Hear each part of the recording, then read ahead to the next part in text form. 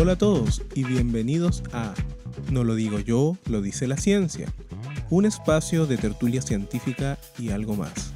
Somos Pedro Allendez, Daniel Salinas Arizmendi y Nicolás Sánchez. En nuestro primer programa haremos una revisión histórica de cómo se fue construyendo la teoría de la mecánica cuántica. Pedro, ¿en qué año y con qué experimento crees tú que empezó a construirse toda esta teoría hasta la fecha? Nicolás. Hola, la verdad es que personalmente a mí me gusta remarcar que uno de los experimentos más grandes en cuanto a importancia es el experimento de Young, lejos. Eso fue aproximadamente en 1801, en donde Young lo que hizo fue considerar una pared con dos rendijas que hace pasar luz, por supuesto, y las dos rendijas funcionan como una pequeña fuente de emisión, y donde se colocaba un dispositivo que perfectamente puede ser una pantalla enfrente en donde recibe esa luz, un screen que literalmente está detectando eso. Pero en 1801 ese fue tan novedoso que ese resultado de la doble rendija lo que indujo y dio origen a lo que posteriormente se llamó la interferencia de las ondas. Entonces, ya en ese momento se conocían lo que eran las ondas y se hablaba, posteriormente se describieron teóricamente, pero ya se hablaban de ondas, pero en ese momento la luz mostró lo que se llamó el patrón de interferencia en ese experimento. Tengo entendido que hasta antes de eso se pensaba que la luz eran partículas, ¿no? La verdad es que desconozco el escenario ideológico a inicio de 1800, a fines de 1700, pero sí tengo muy claro que después de Young de verdad fue muy drástico el cambio. Fue muy drástico el cambio ideológico, porque ya en ese momento generar un patrón de interferencia revolucionó. Antes ya no se conocía eso literalmente. Imagínense que una onda del tipo clásico que describa eso. Ahora, eh, me cabe remarcar lo siguiente. Lo que pasa es que yo hablé de interferencia, pero tengo que mencionar que es un patrón de interferencia. Y básicamente es el resultado que proyecta en una pantalla en donde se ven brillos, donde se ven los máximos y mínimos. Y se le llaman los máximos, bueno, se ven los brillos más altos y así sucesivamente van decreciendo, ¿ok? A medida que yo me alejo del centro. Pero eso fue muy interesante, muy interesante. ¿Por qué marcó tanto eso? Porque posteriormente, después de casi 100 años después, ¿ok? No me voy a adelantar tanto, pero solamente voy a comentar un hint, fue relevante para nuestra historia. Bueno, no estoy spoileando la historia, pues, Pedro.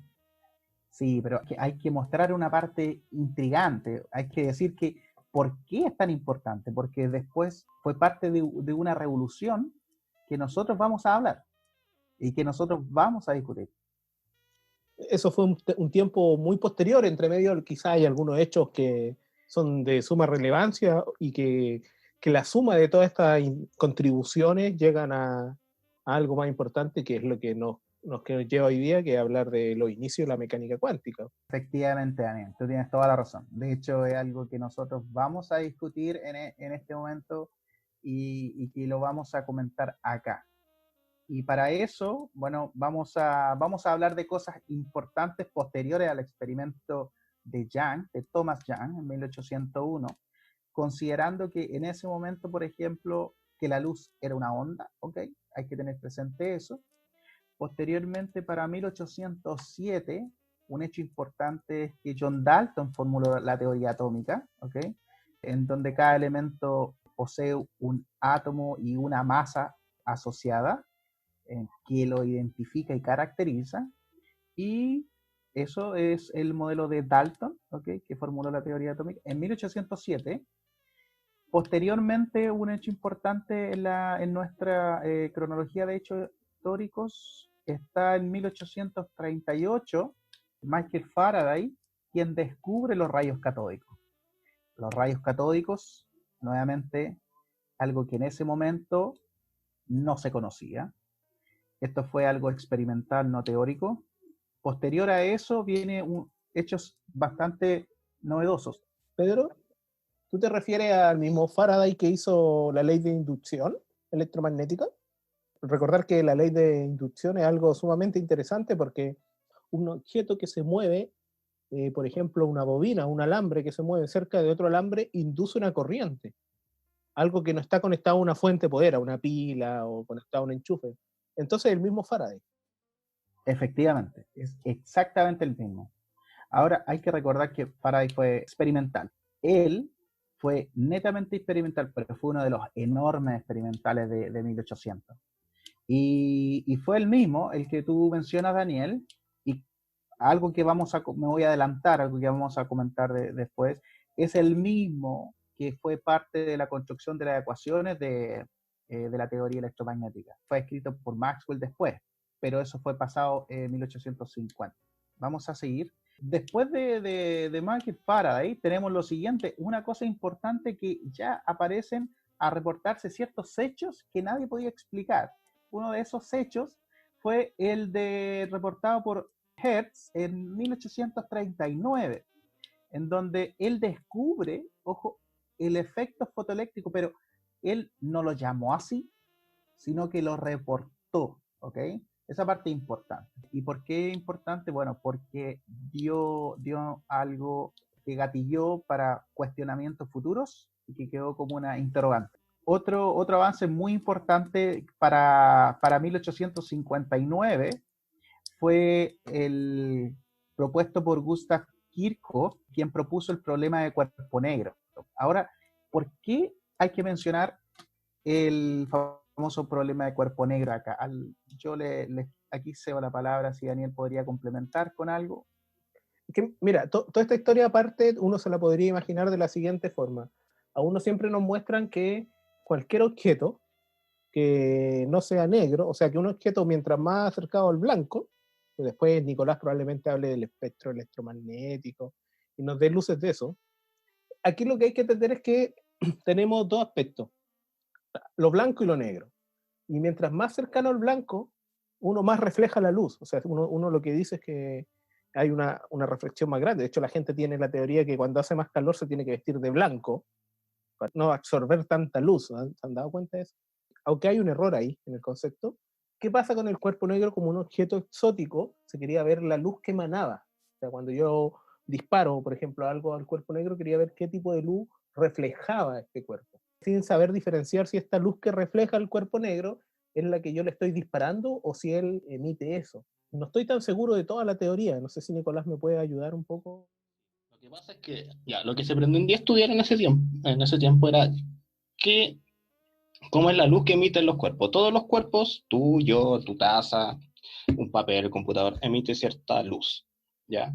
Pero como es difícil diferenciar la luz que refleja de la luz que emite, es que se ideó este pseudo cuerpo negro, que consistía en una caja hueca y tenía un hoyito muy pequeño. Entonces, cualquier rayito de luz que entrara por ese hoyito a la parte del interior de esta caja, al ser las paredes tan gruesas, iba a terminar siendo absorbido por el cuerpo. Entonces, toda luz que emanara de ese hoyito iba a ser propia que emite el cuerpo negro. Así se podía medir, en función de la temperatura, porque lo medían a distintas temperaturas, qué tipo de luz salía desde ahí dentro. Y ya estaban seguros de que era la luz del mismo cuerpo y no la que iba reflejando. El problema que salió del cuerpo negro es que se midió cierta luz y las predicciones teóricas que se hacían al respecto erraron. En ese tiempo se pensaba que la luz, el costo de generar cualquier color era el mismo independiente del color que este tenga, al igual que el sonido. Ya se sabía por el experimento de Young que la luz era una onda y pensaban que esta onda era igual que la onda de sonido. Un sonido grave cuesta lo mismo que un sonido agudo en términos de energía y se pensaba lo mismo de la luz. Y con esa hipótesis, con ese answer, la predicción de la luz que salió el cuerpo negro era errada. Entonces ahí ya teníamos el primer problema. Después, ya aprovechando ya que estamos hablando de luz, en 1985 Balmer estudiaba gases. Y cuando uno tiene un gas y uno le pone una corriente eléctrica, igual que los tubos fluorescentes, esto emite luz. Si uno pone esa luz en un prisma, salen ciertos colores, no sale el arco iris completo. Y esos colores dependen del gas que está emitiendo la luz. A eso le llamamos espectro, ya como de esta cosa media fantasmal, que sale de ahí, como por eso viene ese nombre. Pero esas marcas de colores, cada elemento, el hidrógeno, el helio y todo, tienen ciertos tipos de luz, bien precisos. Y Balmer fue el primero que se dio cuenta que podía escribir una serie como en números enteros. Tenía una constante, le ponía un 1 y le daba justa una luz de ese espectro. Le ponía un 2 y le daba otra línea de ese espectro. Y posteriormente, el año siguiente, Feinberg, creo que ese es el nombre del apellido, pudo extender eso a más colores. Pero ya empieza a aflorar este tema de discretización en el asunto. ¿Ya? Aquí viene Thomson, y yo sé que Daniel quiere hablar de Thomson. Por fin me dejan hablar.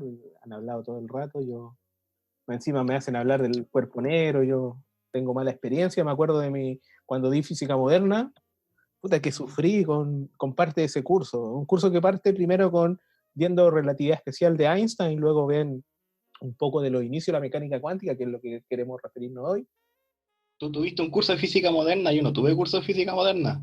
¿En serio? ¿Tú, Pedrito, tuviste curso de física moderna? Yo tuve un curso no de física moderna como tal explícito, fueron capítulos pero te voy a decir que la transición de la parte clásica a la parte de física moderna, especialmente al mundo micro, de verdad creo que fue una cuestión que no entendía. O sea, de verdad no se comprendía. Era cómo funciona así, pero funciona, ok. Pero es como fue muy duro el cambio, de verdad. O sea, todos estamos criticando nuestra alma mater. Pero es que es como una ley eso de que todos odian su alma mater. Yo no conozco a nadie que ame su alma mater. Bueno, mira, para explicarle un poco a la audiencia, quiero comentarle que los 3 panelistas que estamos en este podcast, ninguno estudió en la misma universidad su licenciatura. Volviendo al tema de física moderna, de verdad existe una revolución del concepto en particular cuando empezáis a analizar los estados y cuando describís una función de onda, pero ya modelando del cómo se modela, no del modo clásico como estilo Newton, sino que ya como la nueva descripción de la dinámica en el micromundo. La nueva física le llaman. Sí, ya eso de verdad no era simple. Hasta que apareció Setilly. Hasta que apareció Setilly. Gran dios Setilly. Gran dios Setilly. Setilly es un libro de mecánica cuántica que explica con manzanitas para que... Más que las manzanitas, era un asunto de que tiene todo el ejercicio hecho. Pero aquí, como comentó Pedro anteriormente, Dalton es el que da el puntapié inicial, porque él describe el átomo en un contexto muy moderno. Da una sensibilidad de que todo se puede describir y que todo lo que está compuesto en la naturaleza está hecha de átomos. Eso es lo que comentó Pedro, sin referirse a nada más. 80 años después, aproximadamente, después de Dalton, Thomson, realizando algunos experimentos en tubos de rayos catódicos frente a campos eléctricos y campos magnéticos, logra establecer una relación sumamente interesante para la ciencia. Él notó que la luz se desviaba.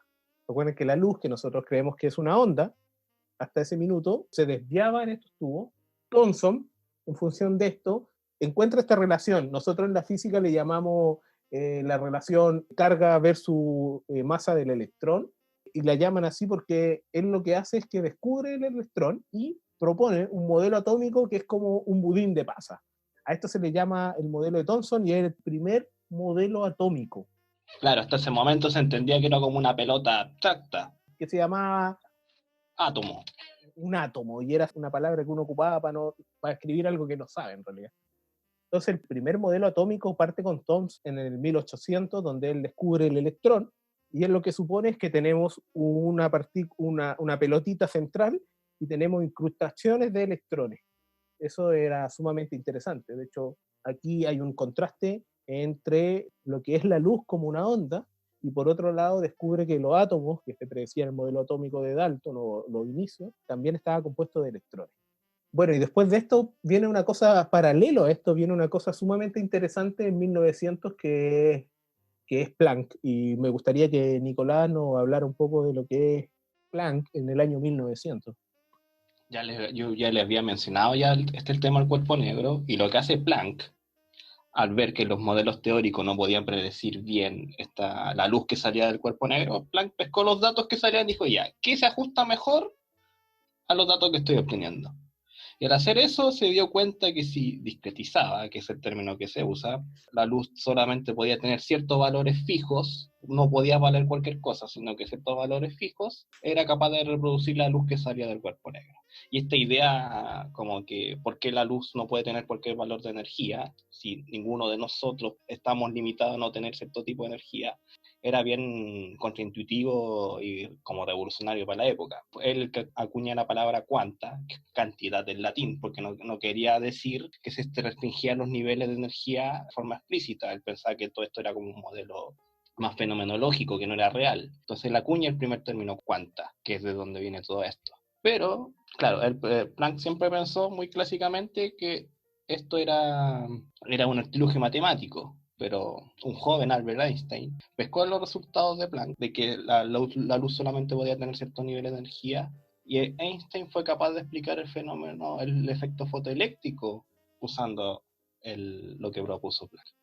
No explicamos qué era el efecto fotoeléctrico, pero es básicamente si uno tiene luz y uno lo dispara sobre un metal, se genera una corriente eléctrica, ahora sabemos que son electrones, dentro de ese metal. Decimos que se liberan electrones. Pero si uno libera una luz muy suave, en este caso una luz roja, no se genera esa liberación de electrones, cosa que era poco intuitivo si uno pensaba que la luz era un continuo. Pero si uno piensa ya que las luces son paquetitos de energía y uno tira una luz muy débil energéticamente, no tiene energía suficiente cada portador como para liberar el electrón del metal. Entonces, Einstein, usando ese ansatz de Planck, de que la luz son paquetitos de energía, que posteriormente le llamaron fotón, pudo explicar este efecto fotoeléctrico.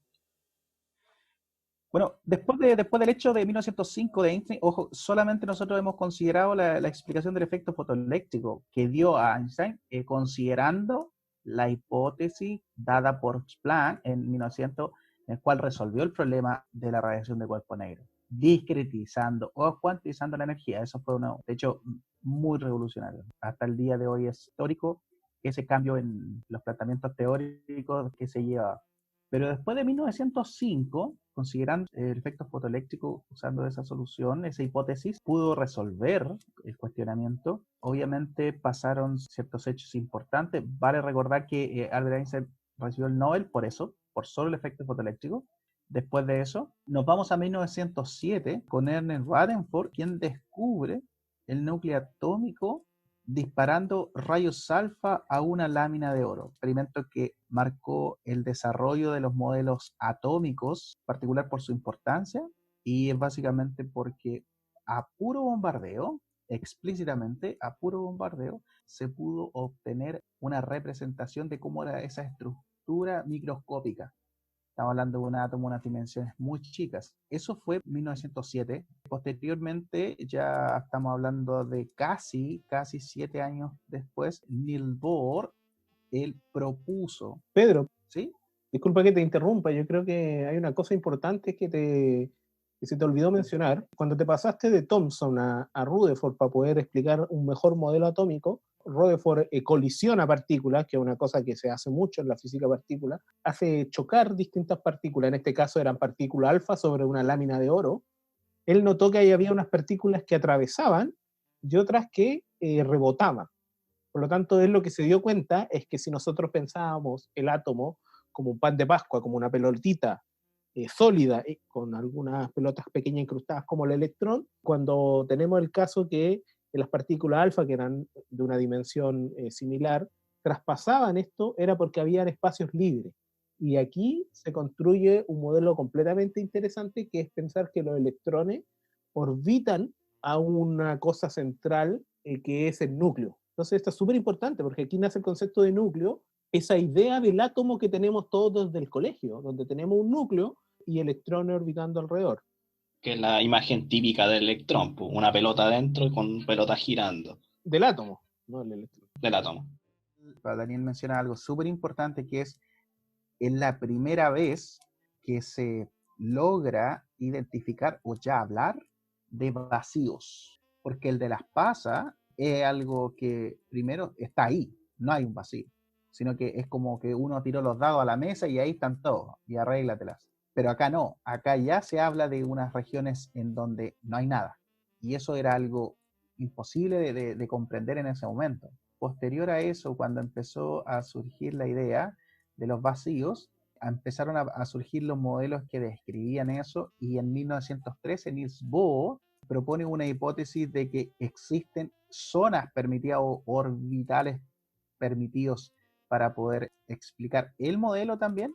Obviamente, en realidad, para poder explicar las fórmulas de Rydberg que están relacionadas con el espectro, que justamente había mencionado Nicolás anteriormente, y que además era compatible con la descripción del modelo descrito por Rutherford en 1907. Bueno, ya tenemos que la hipótesis de las órbitas permitidas ya está concebida en un periodo de 1913. Ya se saben de las líneas espectrales de los átomos y que son propias de cada elemento. Ya para 1923 aparece una cosa muy interesante que es propuesta por el francés de Broglie, quien postuló que los electrones tienen longitudes de onda asociados a la constante de Planck. O sea, hay una relación característica que es propia de los electrones. Pero, ¿por qué viene eso? O sea, de Broglie propone esto a partir de un hecho experimental, de mediciones experimentales que vienen de la colisión que fueron, me parece que fue propuesta por las colisiones de tipo Compton, en donde se propone colisiones en una superficie, que son bombardeos de electrones, el cual inciden con un ángulo determinado y van saliendo con otro. Que aquí quiero que me corroboren ustedes. Si no me equivoco, las Compton lo hace mucho después. De hecho, Compton es paralelo a lo que hace Einstein, porque Compton lo que busca es chocar partículas de luz. Ese es un tipo de dispersión de Compton. No sé si es lo mismo que estamos hablando. Sí, tiene relación con eso. Y de hecho, me parece que tú estás lo correcto.